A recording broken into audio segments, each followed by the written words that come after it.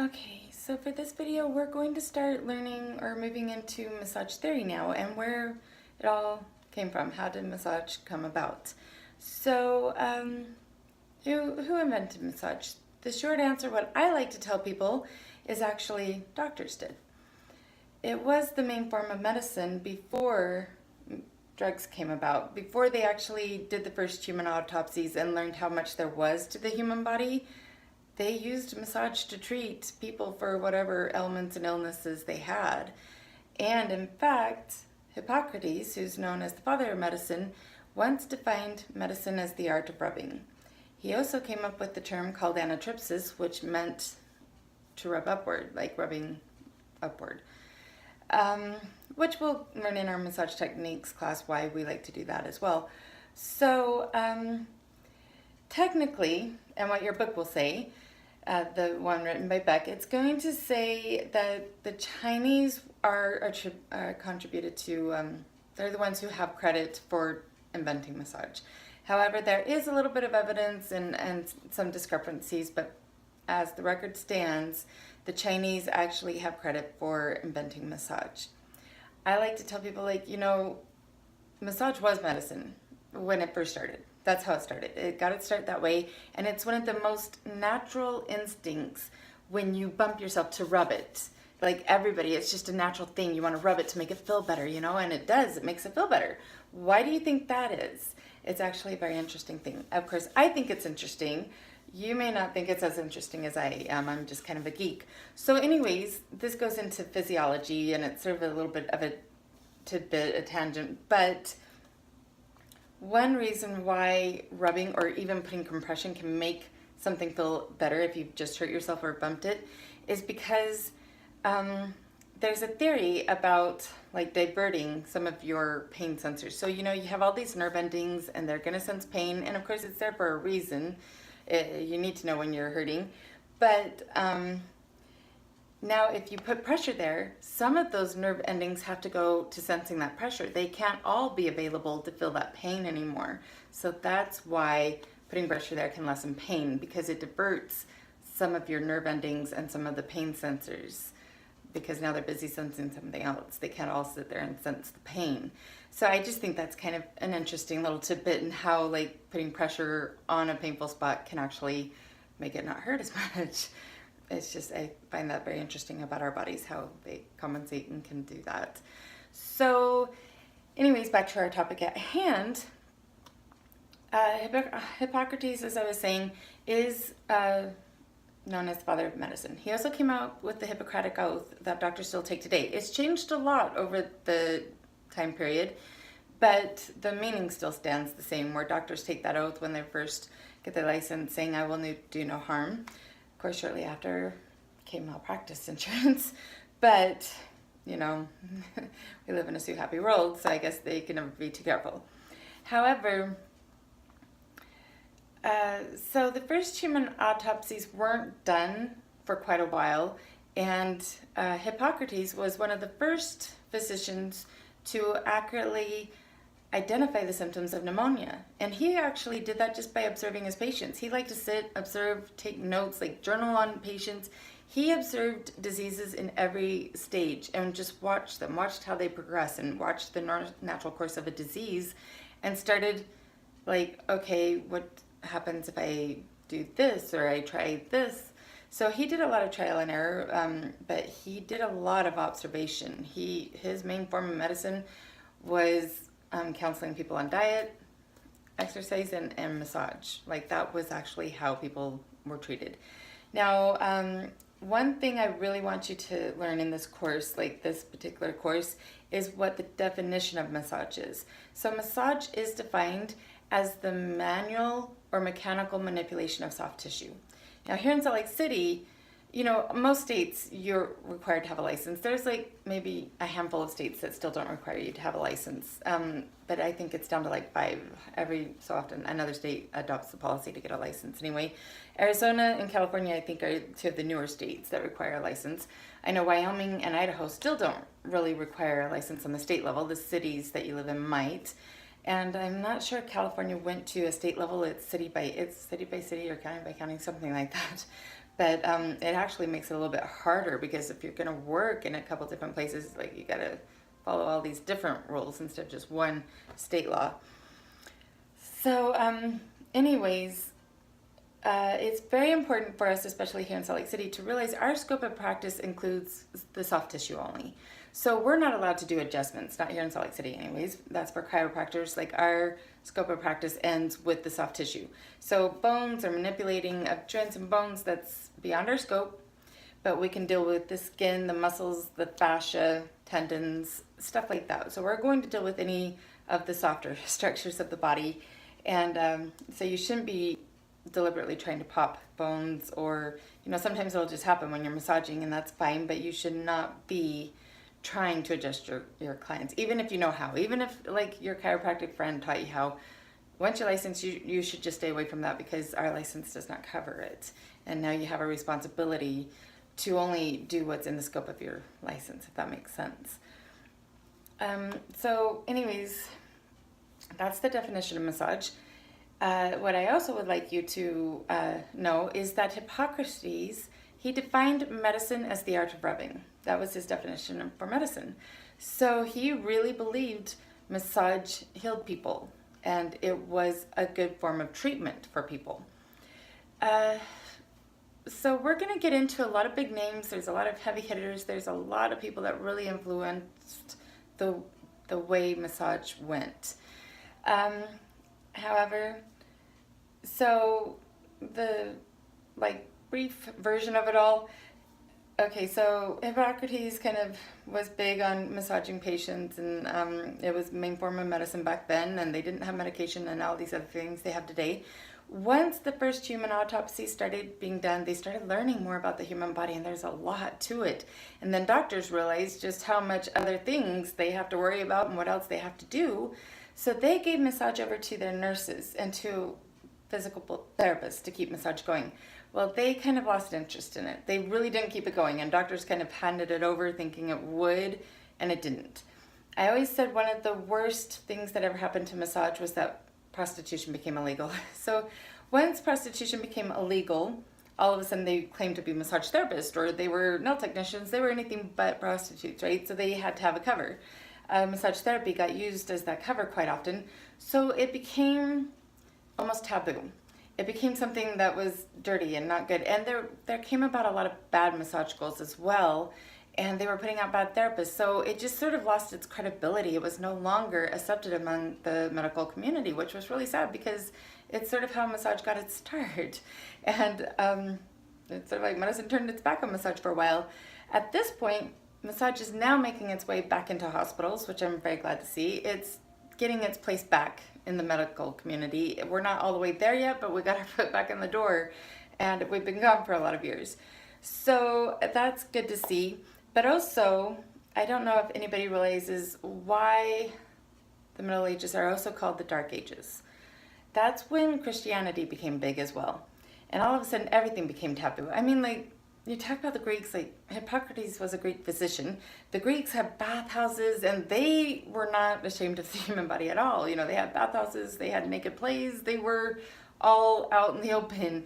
Christianity, everything's sort of evil and sinful, and everything has to be covered up. Very few books were written during that time, so there's not a lot of history recorded, because everything was taboo and people were scared to talk about this or that. It might seem sinful or evil, and we can't say this. So that's why the Middle Ages are called the Dark Ages. There just was not a lot of writing being done because people were scared of being accused of being the spawn of Satan, I guess. So that kind of put a damper on massage too. It became taboo, and Christianity had a lot to do with that as well. And just people becoming more conservative and just reining it all in. And it's unfortunate because massage kind of suffered through that period. So it kind of ended up just being this small thread of people that kept it alive. And it was sort of handed down in families, just like shamanism was in the Indian tribes. Massage therapy kind of was learned in families and handed down from generation to generation. But the small little group of people actually kept massage alive through the Dark Ages and carried it through. So we made it through the Dark Ages, and then Now we're back in the light, I guess you could say. It was kind of corny, sorry. But it's just, now it's becoming even a trendy career. Like, now it's becoming accepted again. It's almost trendy, and it's becoming a form of healing again. It's getting its way back to a healing property, which is great to see. So, some of the other things that we're going to be talking about, so I already mentioned Hippocrates quite a bit, and he came up with the Hippocratic Oath. Another person we'll be learning about is Per Henrik Ling, who is known as the father of physical therapy. He sort of created medical gymnastics.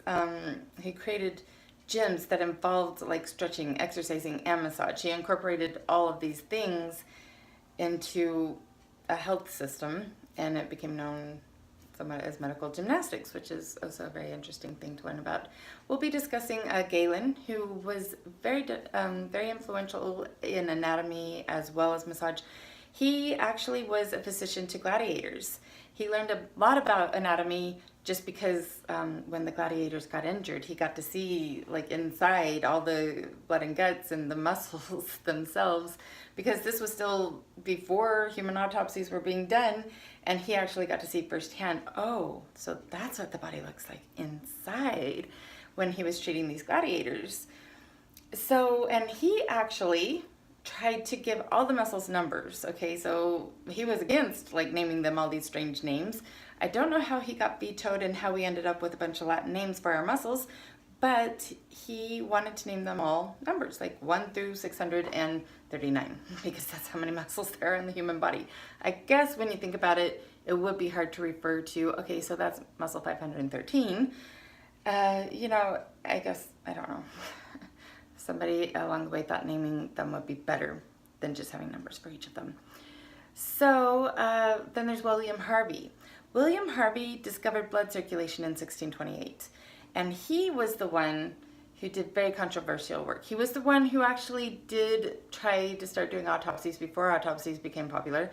He did them on animals, though, after hours, and he actually lost a lot of his patients due to his weird out there kind of theories. And it's interesting because later on he was discovered to be right once they started doing human autopsies.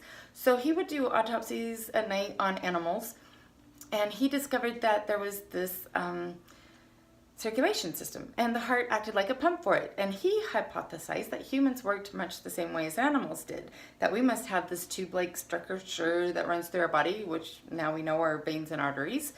And the heart is in the center of it all, acting as a pump for the system.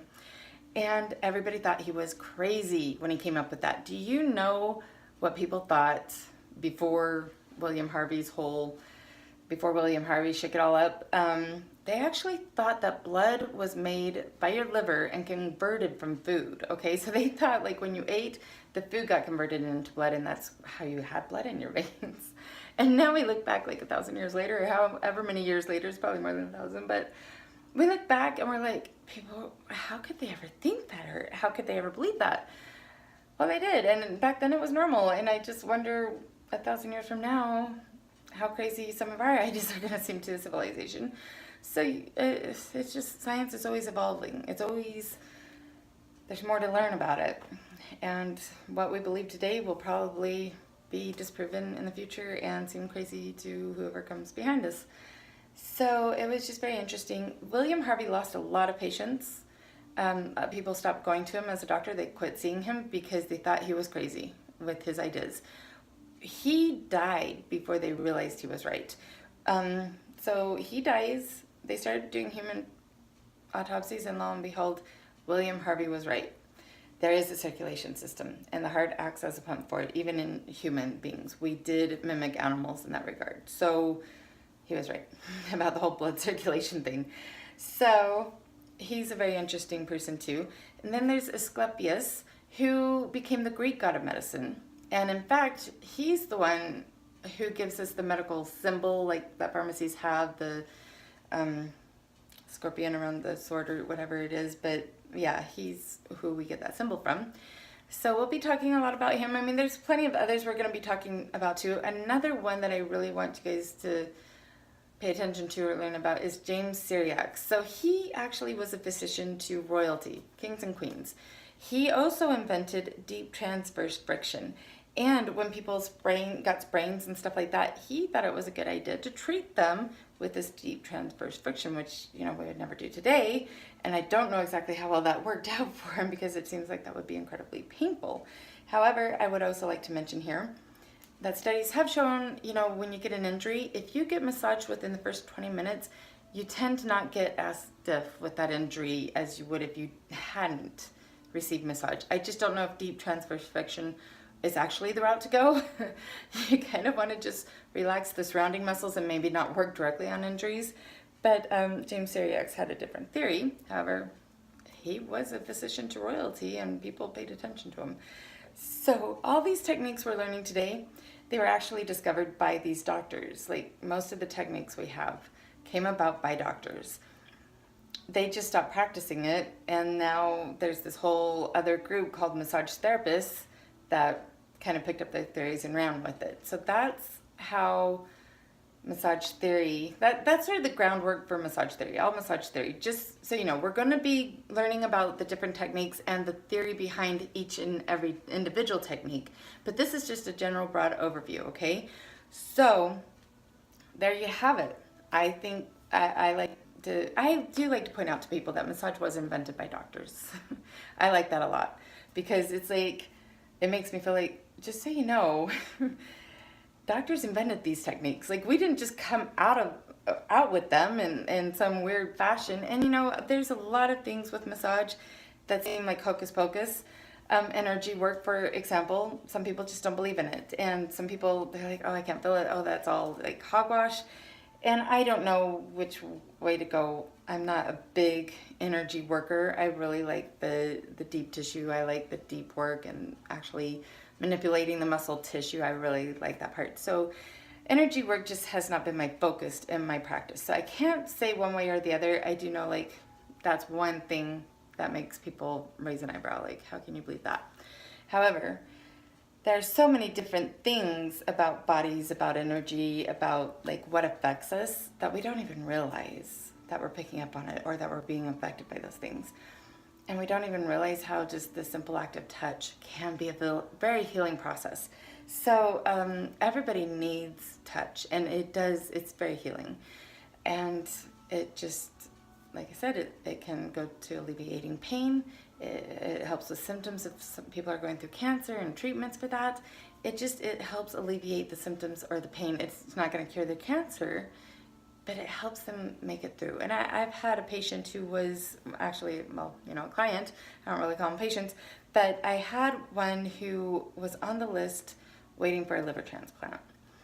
And, he was really sick with this disease. And he had inherited it from his father. And his father died from this disease. So he wasn't a drunk or an alcoholic or anything like that. But he had a very serious liver disease. And he needed treatment for it. Well, he actually needed a liver transplant, or he wasn't going to survive. But he was very sick while waiting for this liver transplant. Like just nauseousness, throwing up, and just sick. So he would come to me for a massage all the time, and he's like, you're the only thing getting me through this. Like, you just really help with the symptoms that I'm feeling and facing. So thank you. And that made me feel like, see, I'm doing something like that. Yeah, I'm not going to cure his disease, but I helped him make it through that process. And then once he finally got his liver transplant, which he felt like he won the lottery that day, but he stopped coming to me after that just because he was afraid more so of rejection and just coming into contact with, now he's worried about every little thing, but I got him through the worst parts, and now he doesn't feel so sick all the time. He's actually doing a lot better. He doesn't feel like he needs massage like he used to when he was so sick. So it becomes very helpful, very beneficial, very healing, and sometimes people have to help them like survive the treatment they're getting from doctors, because not all treatment is that benign or nice, and some of it's very difficult to withstand. So massage just helps with that, and it's not just the act of like, okay, yeah, I'm rubbing this and I'm making it feel better. It's also just the act of giving them attention. It's like a nurturing, it's a compassion thing. They can feel that as well. So you're treating their emotional side and physical side just by rubbing. You don't even have to say a word, and they already feel like you took care of them emotionally as well. So it's very interesting how people just feel an emotional connection just by rubbing them. Okay, so anyways, we'll see you in the next section where we'll actually start just separating some of these important people out. And we're going to talk about like the different ethnicities, like what came from China, what Japanese kind of gave to us, which is shiatsu. We're going to talk about the different styles and where they came from and just the background to a lot of different massage techniques. And hopefully it'll go hand in hand with our massage techniques class. So when we're learning the actual techniques to do on people, you're going to get the theory first and then we'll do some techniques. All right, so I will see you in the next class.